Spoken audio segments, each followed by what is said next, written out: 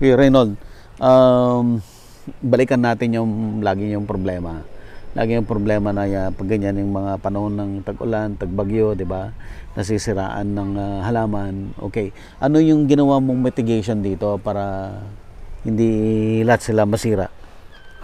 Ang pinaka kasi palagi kong pagtatanim, minsanan.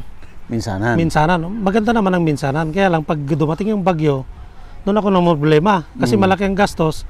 Tapos wala nang matitira. Magre-recover na lahat. Kaya inisip ko, sabi ko, gawan ko nga ng baitang ako. Magtanim ako ng isang buwan na ganito, tapos sa sunod na buwan, or 15 days to 20 days, gano'n ang hindi sabay-sabay ang tanim. Oo. Para kung sakaling, kaya mapansin nyo lahat ito, pag pinaikot natin doon sa camera, makita sa dulo, may mga damage. Malaking damage natin niya. Yan, Kuya Reynold. Gusto mo bang matuto ng agribusiness, crops, livestock and poultry, aquaculture, at ma-inspire sa mga success stories? Agribusiness, how it works!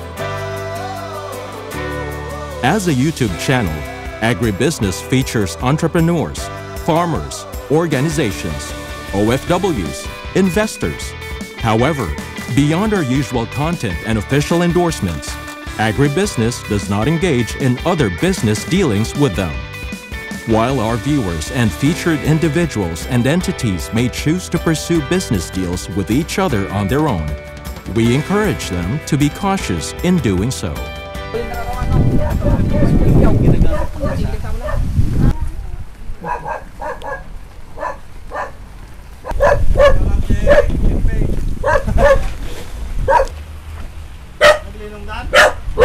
Nakarating na kayo dito dati.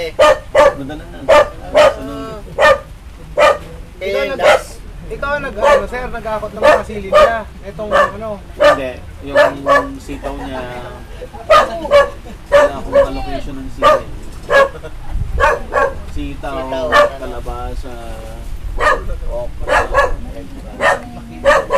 palaya, Medyo maging Florence ang fertilizer. ano yung amoy na yun? Yung amoy ng net? Ano ka ng net? Parang dosay? May sachet, may 250, may litro. Kaffir lime. Panggisa. Pero yung dahon. Ang ginagawa sa body sa ano? Bunga. Ewan ko lang. Pwede rin siguro pang asin pero mas popular siya sa dahon. Mas mabango yung dahon. Mga Indian cooking. Ito po yung neb. So pwede rin pala sa sa gulay. Opo. All crops naman yan, sir. So, pwede na yung halo sa fertilizer. Fertilizer.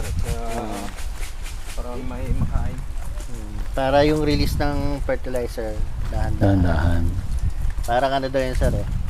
Pag hinahiyan ka ng isang buong lechon, hindi mo rin kasi may limit din yung ano. So, dapat sumabay siya dun sa kung kailan mo siya kailangan. Dati, sir, pupunta kayo dito para kunin ang yung mga tao ko. Tapos ako, pag may mga kami, kailangan pag-usapan. Mga tao ko, sila twice a week.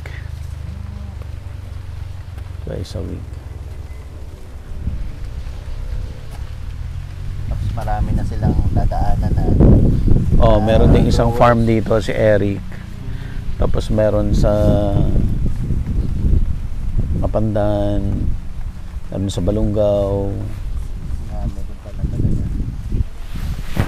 Kaya magastos kasi pupunta mo isa-isa yung farm. Kasi yung program namin, farm to table. Signal number 1 na 1 Sir, naupo kami, siyempre kakasim mo nag-iubing kami, sir, Number 2, sir, dito?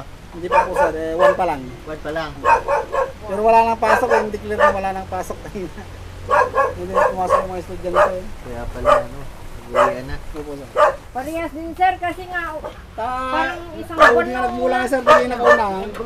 So, tinapasaktan niya, pero may didakkulan niya kasi, sir. Siyempre na Ang pinaharbisan nga rin. dahil dumasa nag-harvest ng tigrin, tapos sinambo da nga bago sa pati bagyaw, nag-harvest ng tano kaysa mapirdi ko na da Adangan niya sakit makaininaw naman niya yung gadil. ang traknos. Oo. Ay, kuya. Ngangay, kumusta? Ayos lang. Yes, sir. Alvin po. Kaya, nalpasan niya yung masteral mo. Hampay sir, ko 24 Units pa. units pa. Di ba? So ngay Mga tawang pa na eh. tapos hamin na sarakan ta jay dakil ko ma jay adi sudan nga naglakwan may hamin na sarakan. Naglakwan te. Naglakwan te soil conditioner kaya na jay probiotic. Nagkiri ka mga sarakan ta amo ta jay kwan resibo ng 11 ay 9 points sayang. In, 3 units na dyan. pambawas. Oo sir, international. Terda dyan sir, kaya ka. Tingnan rin. Balik ang mga laman sir. Balik ang pidala nata. Ang linuluto pala dito, yung dahon, hindi yung bunga. Hindi, inahalo sa dubo. Yung, Yan. Ginagawa ko inahalo sa yung dubo. bunga? Hindi, yung dahon yan. Kaya nga. Oh. Oh, yun o. Imbis na... Laurel. Oo, laurel. Yan na lang.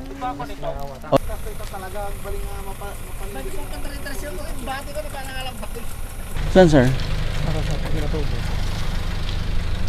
Kinyada rin yung pinatubo. Oy. Datoy. Oy. So, may bunga na to, kuya. Magbubunga na. Ate lang dyan, tsura na ako. Ito. So, ano po? Kuya, introduce muna tayo. Kuya Reynold Velasco. Original suki ng agribusiness. At way back nung meron pa tayong online palengke at Rustans, si Kuya ating supplier ng gulay. Ano kuya? Hanggang sa pandemic, sir. Hanggang pandemic. Ngayon, kasama natin sa Allied Botanical Corporation. Hindi ko alam na pupuntahan pala natin si Kuya Reynold. So pag-uusapan natin ngayon yung siling labuyo kung tawagin, pero ang variety na to ay Pinatubo F1, sir. Pinatubo F1. So yun po yung seeds ng Allied Botanical Corporation. Okay sir, disclaimer lang, ngayon ay dahil dito sa Pangasinan ay 1 linggo ba? Mahigit 1 linggo na nagbagyo? O 2 weeks? 2 weeks, sir. 2 weeks Tumigil na lang walang ng 2 tigil. araw. Oo. 2 weeks na walang tigil ang ulan, katatapos lang. Oo, sir. 2 days. Tapos may parating na naman. Oo. Kaya yung mga pananim nasira, no? Kaya hindi masyadong maganda yung itsura, but kay Kuya Reynold kapapano maganda pa rin tao. Oh, ongoing. Considering na dinaanan tayo ng Yung bagyo. habagat. Yung Oo, na habagat. nakakasira talaga ng halaman. Yun ang Ah. isa sa problema ng farmer. Yun ang problema na kalaban. Pero yun din naman ang umahatak sa presyo. Yun ang umahatag sa presyo. Oo, yun, sir. So kung nagbunga to, posibleng mataas ang presyo. Yun, sir. Yun ang pinaka talagang maganda. Magandang pakinggan. Oo. Pag nag-harvest at nadali yung mga ibang nagtatanim ng sili sa ibang lugar. Yun. Ikaw talaga. magbe-benefit. Yun ang kagandahan, no, sir. Sige sir, yung dinidiscuss natin kanina, okay, i-describe nga natin. Ano yung, asan na po yung kanina? Ito.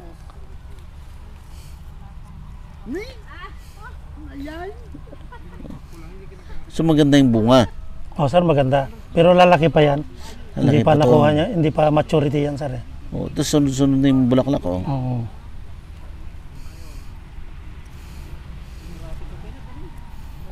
Okay. Matagal ka nang nagsisili, di ba? Oh, sir. Before pa tayo magkakilala, sili na Sili yung expertise mo talaga. Ever since ba, Pinatubo F1 yung gamit mo? O nagganon-ganon ka rin? Kung sir, naghanap-hanap din. depende kasi kung minsan may mga buyer na hinahanap nila. At saka itong Pinatubo F1, ang kagandahan lang nito, mas mataas yung anghang niya. Yung yield. Pungent na sir. Ano yun? Ibig Yung sabihin ng... manghang, mas manghang siya. mas manghang siya. Oo, yun ang pinakakuan niya. Oh. Sa pagsaani, hindi naman siya naiiwan, talagang marami rin mamunga. Tapos ito, ang bago kasi ngayon to, dati kasi yung sili nila, na pagka once na namunga na, tumitigil na siyang pamumulaklak. Ito ngayon, sabi nila Sir Rich, iba. Pagka na-reach na niya yung bunga niya, tutuloy pa rin yung pamumulaklak. Tuloy-tuloy lang. mamumulaklak. Sir. Yun ang kagandahan ngayon, kaya nagustuhan ko rin. Pero ang pangalan niya design, Pinatubo F1. Oo, Pinatubo. Hindi nila pinalitan yung pangalan. Hindi pinalitan. Pinakuan lang, in-improve lang yung variety. yung variety lang. Sir. Pero ganun pa rin yung pangalan ganun pa rin yung pangalan niya. Tapos kuya, ano ang market mo nito? Kuha na sir, may umahango sa na yung company, yung mga gumagawa ng may hinahalo sa suka. May isang company pero huwag na natin may isang company. Saka yung iba, direkta na doon sa Divisoria.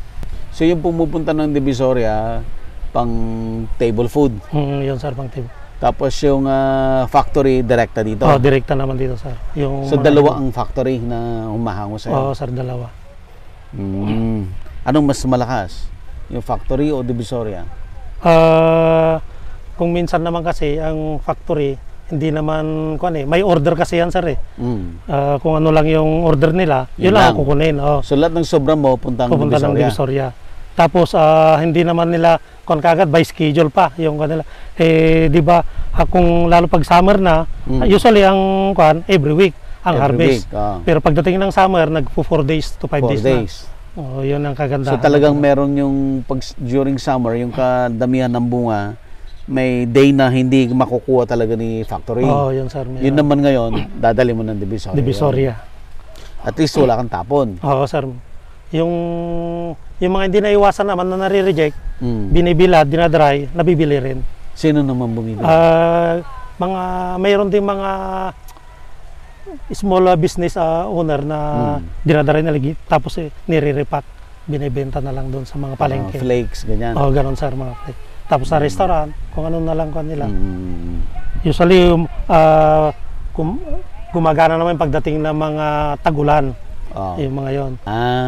So yung malimbawa summer nakaipon ka, nabilad mo, tapos igagrind mo. Hindi sir, hindi na. Iipunin lang nakagrind. Bahala na silang mag-grind. Sila na mag-grind. Sila na sa process. Basta malinis na lang. Babayaran lang nila yan. Babayaran na nila sir. Wala ka talagang tapon. Oo sir. So ito, ilang taon ba na dire-diretso may bunga? Kaya sir, taon. Pero ang problema nga lang natin kasi dito sa Pilipinas, may dalawang season tayo, summer sa katagulan. Pagdating ng tag-ulan, nasisira dahil hindi pa nahanapan ng gamot yung anthracnose, yung lapnos na tawag. Yung lapnos. Kaya karamihan nagiging dried na siya. Anthracnose pala yung lapnos. Chili anthracnose na. Specifically for chili lang yung anthracnose na yun? Halos lahat naman sir. Pero iba-iba lang yung species ng anthracnose na yun. Iba-ibang species ng anthracnose. Kumbaga, tao para sa Pilipino, pero may ibang lahi lang. Na kanya, lingwahe kumbaga. Pero isa lang doon ang kanya. Kaya lang iba. Asa ba yung mga ibang may bunga? Yan sir, ito. Ito, may bunga. Ito, madami to. Yan. Ito, napapansin natin, nagsisimula na siya. Nabugbog nga sa 2 linggo na tag-ulan, tapos may parating hindi naman. namatay? Ang kagandahan nito sir, kahit ginagawa ko, yung hindi ko kinuha ng fungicide saka yung probiotic, hindi talaga ako nawawalan noon. Pagka alam kong tumigil siya ng pag-ulan ng 2 oras, babanatan ko na yan. Fungicide? Fungicide sir, sa ilalim. Hindi mawawash din yun? Hindi sir, kasi mayroon ginagamit na sticker siya. Ano ka ng sticker? Anong tapos, sticker gamit mo? Yung Nutriband, may halong sticker na yon sir. Yung product din ng Allied, saka yung isa APSA naman. Pero ang kalimitan talaga nagawa ko sa ilalim kasi yung stomata nandito eh. Yun naman para pasok na kagad sa ilalim. So pag ganun ang spray? Oo sir, mula sa ilalim pataas ang kwan niya. Yun, dahan-dahan lang. Kaya yung kwan ng gamit na sprayer eh yung smoke talaga. Yun ang pinapano. Pinong-pinong-pinong? Pinong-pinong talaga sir. Meron kasi yung ginagamit kami na kwan, yung hinahasa pa yun para mas lalong pinong-pino. Oh. Hinahasa pa yun sir. Yun ang kagandahan nun. Miss na miss talaga? Sir. Yan, magandang ang klase na kwan. Sana nga... Sana hindi namulan. Hindi, kahit umulan sir, wag lang yung talagang grabe yung bagyo na tutumbahin niya. Yun lang kahit umulan siya, wala nang problema to sir. Yung kwan lang talaga. Pero pag sa bagyo, mas advantage pag mas maliit pa yung halaman mo. Pag mas malaki, mas delikado sa bagyo. Mas delikado kung napabayaan. Na kwan. Yun to ang naging epekto pag sunod-sunod na sir. Pansin nyo, naglagas. Yun sunod-sunod na ulan. Kaya... Pero bagong sibol na to? Bagong sibol na yan sir. Nagpalit siya? Nakahabol na siya. Samantalang ito, mas nahuli na tamaan to eh. Ito, mas maganda yung kanya. Ibig sabihin yan, mas naka-recover na. Dahil doon sa mabilis din pala siya mag-recover. Bilis na sir. Basta wag lang maistakan ng kaya mapansin nyo malapad yung pagkagawa ng daanan ng tubig. Kuya Reynold, balikan natin yung lagi yung problema. Lagi yung problema na pag ganyan yung mga panahon ng tag-ulan, tag-bagyo, di ba? Nasisiraan ng halaman. Okay. Ano yung ginawa mong mitigation dito para hindi lahat sila masira? Ang kasi palagi yung pagtatanim, minsanan. Maganda naman ang minsanan. Kaya lang pag dumating yung bagyo, doon ako ng problema. Kasi malaki ang gastos, tapos wala nang matitira. Magre-recover na lahat. Kaya inisip ko, sabi ko, gawan ko nga ng baitang ako. Magtanim ako ng isang buwan na ganito, tapos sa sunod na buwan, or 15 days to 20 days, gano'n ang hindi sabay-sabay ang tanim. Oo. Para kung sakaling, kaya mapansin nyo natin ito, pag pinaikot natin doon sa camera, makita sa dulo, may mga damage. Malaking damage natin niya. Yan, Kuya Reynold. So ito, mas maganda dito. Pero mas maganda sir. Ito, pangatlong batch to, natanim. Recover na siya. Kaya lang, talagang tuunan natin ng nutrition to. Kasi nutrition, saka yung mga protective niya, insecticide, fungicide, yan, alaga na. Kaya, pagka nakita natin na ganyan, titirahin natin ang abono, tapos yung mga, kung ano yung dating tinuro ko noon, may mga na yan, dinagdag. By the way, puntahan nyo lang yung mga lumang video, search nyo lang sa agribusiness, pangalan ni Kuya Reynold Velasco. Lalabas yung mga videos namin, nagturo siya ng mga soil amendments, mga ganyan na organic, no?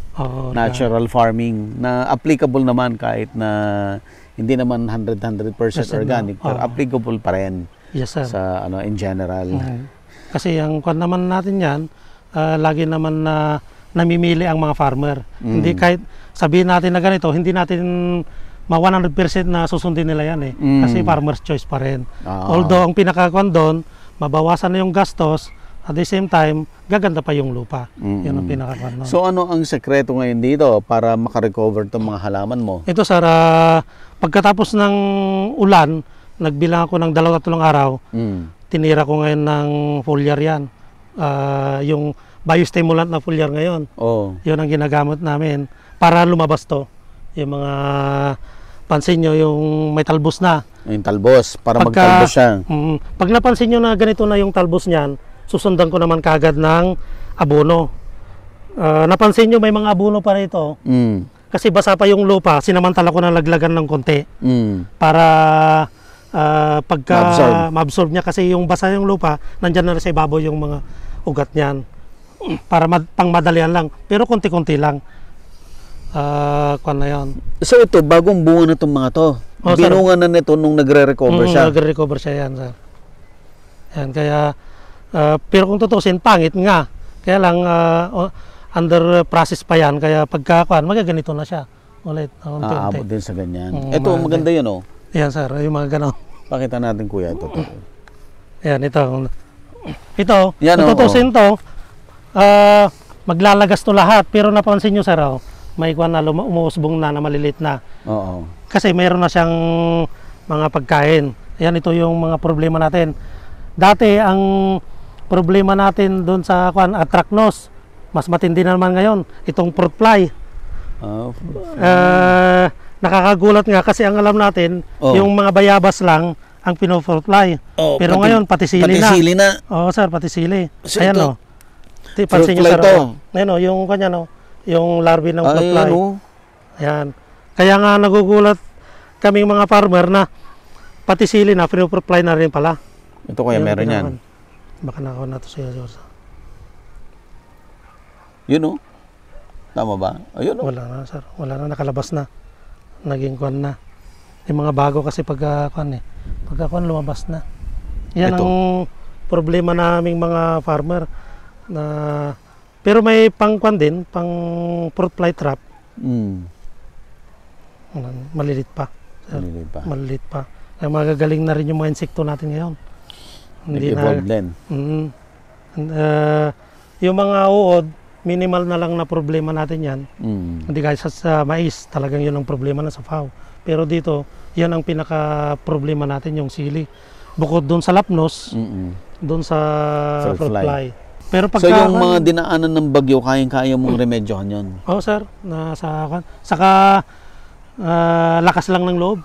Basta may panggasto sa kwan din yan. Swerte-swertehan lang. Ikaw pa, sa tagal mo naman ang nagpa-farm sa tagal mo nang naranasan malugi. Oo, dami na, sir. Naranasan natin doon. Alala ko yung talong natin, ang ganda ng presyo. Pero biglang nagsarado dahil bawal na makuan doon sa yung pandemic natin. Alala, sir. Ang ganda ng presyo. Pero wala kung tayo. Hindi naman natin naiwasan yun. Dahil sa farming, ganun talaga ang lakan. Kailangan masaya lang tayo kahit na may darating din na biyaya. Yung isang stage mo, kuya? Yun, isang stage. Ay, puntahan natin. So bukod doon sa mas maanghang siya, ano pang basis ng mga factory bakit gusto nila yung pinatubo F1? Sir, yun lang pinakadabis talaga yung maanghang niya. Marami rin mamunga, mabigat. Ay, yung malaki? Yung malaki rin, sir. Hindi rin siya nagpapatalo. Ito yung pang fourth batch. Ito yung fourth batch. Na tinamaan din siya? Yan, sir, na din. Pero makikita natin, naglalabasan na yung mga sanga niya. Yan ang pinakandon. Ito pang fifth batch, may konti pa. Yan ang ganyan. Ito yung first batch talaga nadali. Kita niyo. Nasira talaga to. Sira. Ito. Ano nang gagawin mo dito? Tanim na ulit? Paparecover ko, sir, yan. Re-recover ko. Yan kasi nagtalbos na ulit. Kuya, hindi pwedeng pruning? Sir, pag pruning kasi, lalo pag tag-ulan, pag pinutol mo to, may posibilidad na makapasok yung fungus. Yung tubig. Yung pagkatubig, papasok ka ng tubig, tapos yun, nabubuhay yung mga fungus natin na soil-borne bacteria, saka halos lahat na dyan dahil hindi naman natin naiwasan na maging maganda yung lupa natin talagang nandyan na yan yung mga natin. Kaya titignan natin kung maging maganda, kasi nakakita ko naman nagsasanga na siya. Pero yung iba talagang tatanggalin na ito. Ngayon ito, pag-aaralan ko naman, lalagyan ko yung kanya kung talagang kaya ng nutrition farming natin, di malaking kuhan. Kasi pag na-diretso na ito, mamumulaklak na titignan natin kung possible na maging success yung kanya. O di kahit pa paano kung makakuha siya ng 10 kilo dyan, di makatsamba pa. Kasi namumulaklak na, maganda na yung ganyan. At least mas mabilis magiging bunga. Hindi ka kesa yung magtanim ka ulit. Magtanim ka, maghihintay ka pa ng 2 months. 1 month. 45 to 65 days. Ganun. Ang kanya, depende pa sa... Ito, ang hintay mo dito. Hintay mo na lang kanyan. Mamulaklak na lang kasi tuloy-tuloy na yung kaya lang may monitor natin yung itsura ng talbos niya, kung ano yung kulang, kung baka may mga insekto, may mga sakit, ganito. Pag natanggal to, sir, maglalabas na yung mga talbos niyan. tatalbos na siya, yung panibagong ganyan. So Yun ang kusang mga- mong hayaan mo lang malaglag. Oo sir, lahat yan. malalaglag. Basta maglalagay lang ng preventive fungicide saka curative. Kasi dapat pag-aralan talaga natin, hindi talaga tayo mawawalan. Saka yung kung ano yung mga technology ng iba, open-minded tayo. Hindi porket may technology kami, ikinuha natin. Gusto mo yung sa'yo lang. Hindi porket sa akin na lang, hindi pwedeng ganoon. Kailangan open-minded tayo. Tingnan mo rin siya. Kung may, kasi may, alam na natin ng technology ngayon, nagaganda na. Paano kung mali yung nagaya mo? Kung hindi ka pa satisfied talaga, gumawa ka lang ng isang trial mo. Trial ka muna. Trial ka muna sa isang hilera. At least pagka nagkamali, hindi nadama yung ibang tanim. Yan ang pinaka. Balikan natin itong mga magaganda. Dalawa yung ginawa ko rito, sir. Mapansin nyo ang daming mga sanga. Ayan o. Pakita mo. Nung ito. Kasi may mga kakilala rin tayo ng mga Anong ginawa? pinutol ko yung talbos niyan, sir. Nagtaprun ka? Nag-top pruning ako na mga nasa 6 hanggang 8 dahon pinutol ko. Kaya ang ganda nga ng kinalabasan. Mas marami ibubunga Mas yan. maraming ibubunga. Madidili ka nga lang ng isang harvest. Pero Pero kwintahin mo naman, yung sanga niya, Ka naman- mas marami naman, sir. Oo. Yes. Hindi gaya nito, itong ito, talbusan to eh. Ito, sir. Dito, mga matatangkad. Itong mga matatangkad, hindi na talbusan na to, sir. Kita nyo. Hindi na talbusan yan. Diretso na kusa na yan. Pero kita nyo yung kaibahan ng mga halos makikita mo eh. Tingnan nyo, sir. May yung mga lahat ng Y nila, walang bunga. Yung natin, may bunga na siya. Yan. Yung mga, yan ang Ito yung kaya sinasabi ko madidili ka ng isang harvest. Ito yung sinasabi ni Kuya Ray. Yan ito. Ayan o. Yung iba dito Yung Y kasi, Y, yan. yung unang Y, Diyan, lumalabas ito yung bunga. letter Y Yan, lumalabas. Diba? Ito yung letter Y. Nagkakaroon ng bunga sa gitna ng Y. Yan, sir. So kung hindi mo prinunto, automatic lalabas tong bunga na to. Yan. Pero pag nag-prune ka, hindi mo na Mawawala yan. mawawala to. Sakripisyo mo ng Masasakripisyo mo siya. Pero dahil yung top prune mo mas maraming sanga, eventually na-delay ka nga ng harvest, ng one harvest, mas marami ka naman ma-harvest. susunod. Yun sa pagkakuan na sunod na harvest mo, mas marami na. Mas marami Yan naman. ang pinakakuan doon. Okay. Ganyan talagang buhay ng magsaka. Talagang hindi maiwasan na yun naman talagang pinakakuan doon. Yung pagbagyo, pag wala kasing bagyo, talagang maganda yung ani ng mga magsasaka. Yun nga lang, ang problema doon sa presyo. Ang mahal pa naman ng mga farm inputs. Bibihira naman na nakakapagbigay ang national agency. Although meron, pero Hindi sapat. talagang hindi sapat yung talaga. Kasi buong Pilipinas naman ang bibigyan nila. Kaya ilang milyon din yung na farmer yung bibigyan. Kaya konti-konti lang din ang pero may kahit paano meron din na naibibigay. Hindi kaya dati nawala. Kaya lang talagang mag-budget talaga meron tayong kan. Saka yun nga, sabi ko nga, huwag tayong tumigil dun sa pag-aaral sa agrikultura. Kasi laging merong bago. Kuwan natin yan. Huwag natin isarado ang isipan. Yun, i-adapt natin kung may magandang technology. Kasi ang dami ng mga company na maganda rin yung mga product nila, di try natin. Makikita kung makakatulong sa atin na bakit hindi? Kung yun nga lang, dun sa presyo lang ang problema tayo nalulugi kung minsan pag bumabagsak. Pag bumabagsak. Yun. Pero ngayon, ito, siguro confident ka na mataas talaga presyo ngayon. Oo, sir, pagka paano ito. Nagtaasan na ba? Yung nung sir, nakaraang buwan, Oo. nagtaasan, umabot pa raw ng 300 daw eh. Tapos tapos bumaba konti. bumaba dahil yung mga naunang parte ng Ilocos, Nueva Vizcaya, yung mga natamaan ng habagat, yun, paunti-unting namamatay. Kaya yung mga iba na tira, may bulyong pa na harvest. Although sa ibang parte ng Pilipinas, marami pa silang naani dahil maganda pa yung mga panahon doon, kaya lang mababa yung presyo doon. Yun ang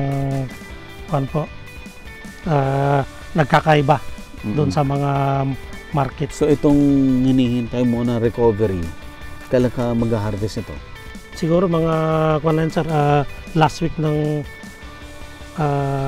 third week or last week ng October. pagka hindi ng talaga Pag wala nang susunod na bagyo, last week of October, marami bunga yan. Marami na yan. At kataasan ng presyo yan. Siguro nga sa pagka makakuha na yung mga iba, yung talagang naabutan na ng pagbaha.